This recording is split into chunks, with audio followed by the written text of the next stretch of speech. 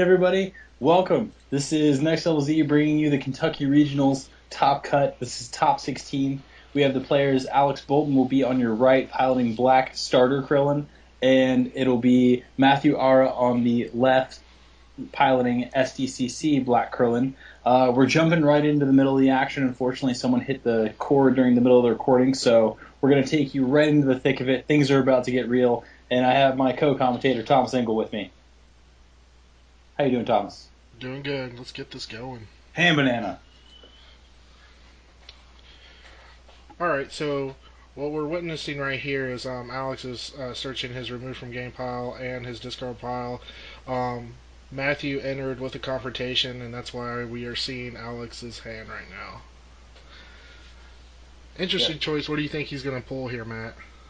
So, I mean, from the looks of it that's on the table, it looks like he's probably going to be the most threatened by Black Foreshadowing, because it looks like that'll probably do the most damage at the time.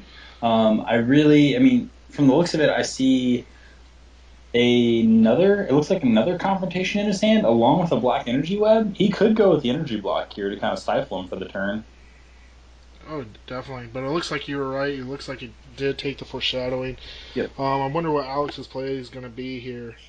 We definitely know Matt's going to use the other confrontation, more than likely, just to take that energy block, and then probably play or he might even save Black Energy Web here, knowing that he's got him, and Alex can't really do much this combat. Yeah, Alex is definitely stuck. I can't tell what his power stages are at right now. Oh, he's actually at full. Yeah. So it looks like Alex will probably respond with a black dense ball to draw the block. Yep, but it looks like he actually did, in fact, use his power there, because he is at level 2 in this game, and his power is the energy, and it's going to make him discard a card. Wow, that's actually kind of risky, entering combat knowing that you're going to have to pitch a card from your hand. Yeah, and I'm surprised he entered with no blocks in his hand, or he didn't even consider that, but to each his own. And it looks like he's going to pitch the defensive burst. That's the right call. I mean, yeah, that won't do much for him here. Let's see if he goes with the confrontation here. Oh, what a shocker. Yeah.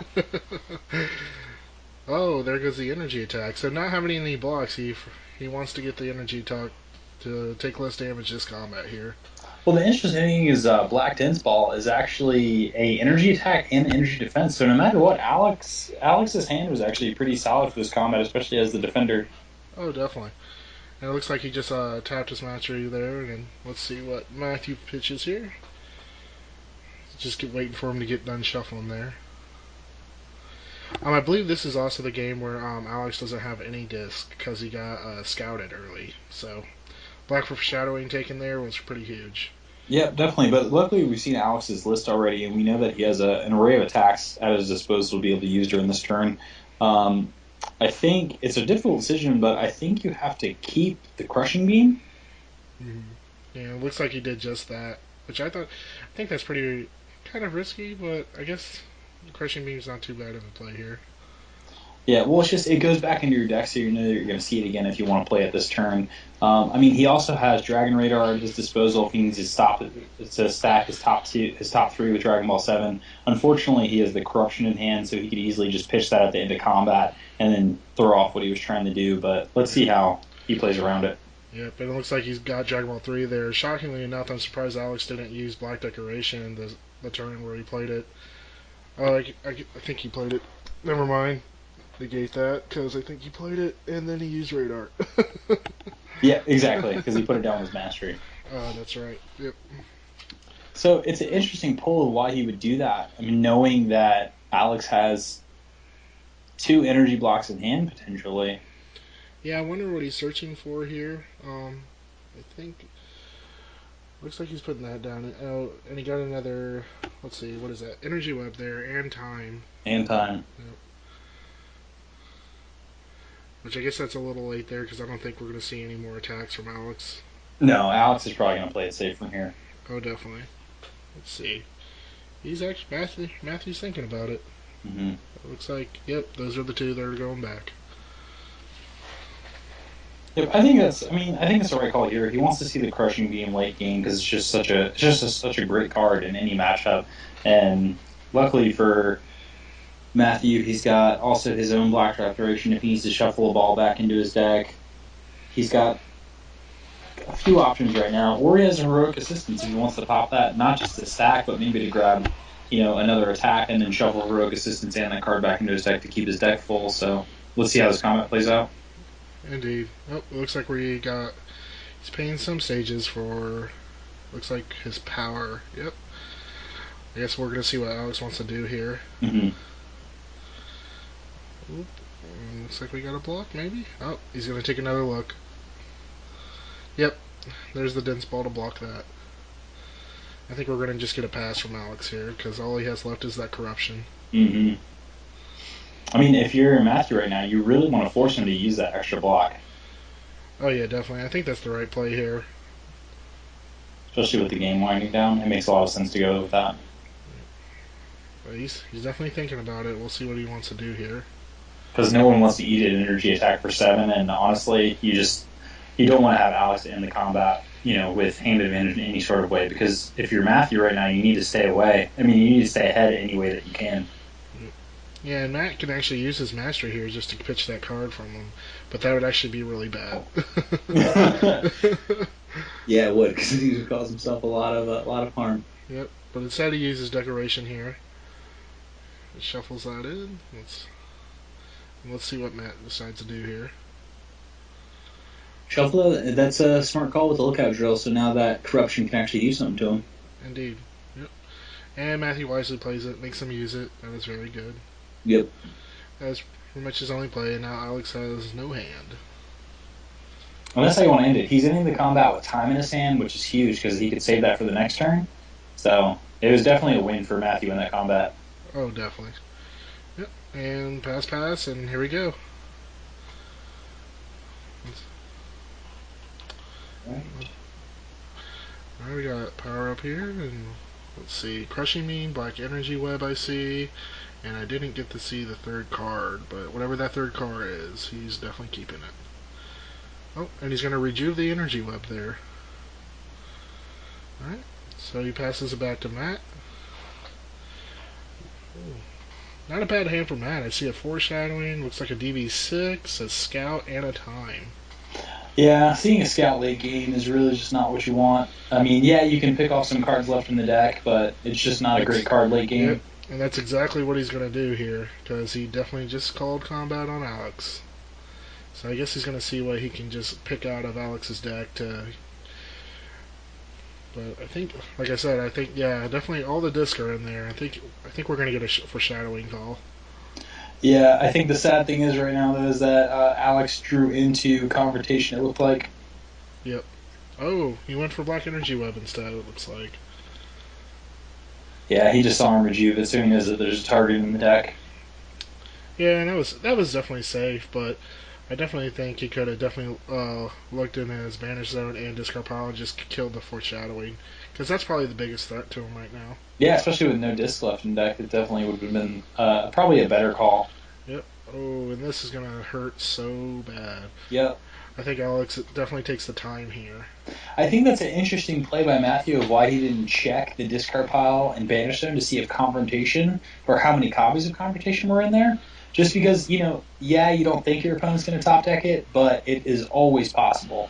Oh, yeah. I mean, if there's a copy left in the deck, it's a really big risk to enter, especially with the hand that he had. Yeah, and time being his only block, he's going to end up taking a lot of damage here. And with the Dragon Ball 3 and Dragon Ball 4 to help clear that board, it's going to be really rough. It is, which is why I think you're going to see him use his power so he can easily crit it back if he needs to. Yep. Oh, and there goes his power, and Alex has a block, takes out the energy webs and corruption. Very smart. Mm-hmm. He had a second black swipe, yep. And it looks like he's about to use his power. He knows it's going to hit. Oh yeah, that's going to hurt a lot. Let's see if Matt gets him in. Oh, there's that crushing beam for the clutch endurance. Oh, and he loses his time there. Yep. Crushing Beam is just such a great card in this game. That endurance too, along with the ability itself, is just amazing. Yep. And right now, it looks like Matt is either going to have to force himself to use his mastery, or he's going to actually need to play the foreshadowing. Yep. And it looks like he does play the foreshadowing there, and there it goes. And got the mill 5, and one was DB6. Oh, but here comes another attack. And that's Yep. going to hit. Yep. Oh, there's another crushing beam for that awesome endurance. But it looks like Matt only has about maybe 6 cards left after that attack. So, Yep, he's definitely looking very low. yeah. I think right now he's got to. I know it sounds crazy, but shuffling whatever you can back into your deck. I think Heroic Assistance may be something he needs to look into, not to stack, but maybe just to put 2 cards, the Heroic Assistance and another card back in and shuffle it up. Yeah, I think that's his only option here, just to try to survive. But unfortunately, at this point in the game, I think Alex has too much of a life deck lead for it to even matter. Yeah, at this point for sure. Let's I see. think he's looking to decide the hit effect if he wants to discard a card to use a critical effect and capture that ball 3 and try to close the game out. I think that would probably be the smart play, considering you know you have him. He doesn't have a hand. He can't block. Why not? There's absolutely no way he can capture his ball back other than black decoration it in. So closing it out here would probably be the smart play here. This is an interesting thing, though, because of if he does use the effective overhead burst, I'm wondering because Krillin used his power, and it's the next time his card is discarded from hand, and Krillin entered combat, so his critical effect would take place first, and then the overhead burst would happen. So no matter what, Yeah, he would end up with the ball 3. yeah, exactly. Very good point to bring that up. Yeah, I think it's an interesting timing, especially in this sort of Yep, in this part of the game. Yeah, there you go. He's going to do it. yep. Let's see. I think they're kind of discussing what comes first. There we go. There's the ball.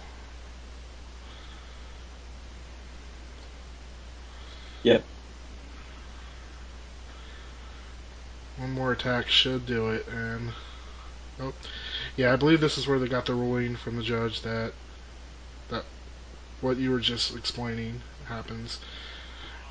And there he goes for his draw. It looks like has about 5 to 6 cards left, and one more attack should do it. Let's see what Alex is going to play here.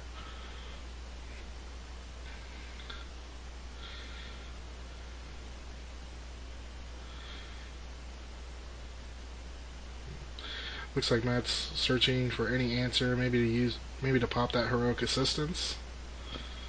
Yeah, maybe trying to put something in his deck. It looks like he doesn't really have any high endurance cards in the deck, though. He's used his crushing beams, his foreshadowings are pretty much gone. Yep, and that's exactly what's going to happen. Let's see what he puts on top.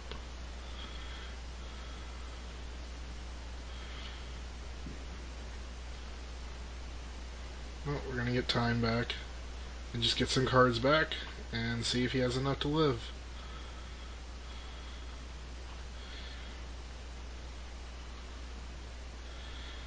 And depending on what Alex drew there, this should close it out if it's another attack, or which it has to be because he just got time back and you do not want him drawing that again. No, not at all. And you do not want to see a late game Dragon Ball 7. Yeah, that is the worst. It can easily shift a game. It's a 6 damage swing, and then you just put any 3 cards you want back on top. It's such a great card. Probably the best card. Maybe one of the best cards, if not the best card in the game. Oh, look at that. They pass, and it's Alex's turn. 100% calling here. Right? Ooh, there's smoothness. And a power up. I think we just enter and power up, right? Yeah. Yeah, it seems like the right call. Because why not? Oh, foreshadowing, and there it Yeah, is. Oh, not calling that with Black Scout will do it. it will. Yep. And there's the game, and Alex will take it and move on to top 8.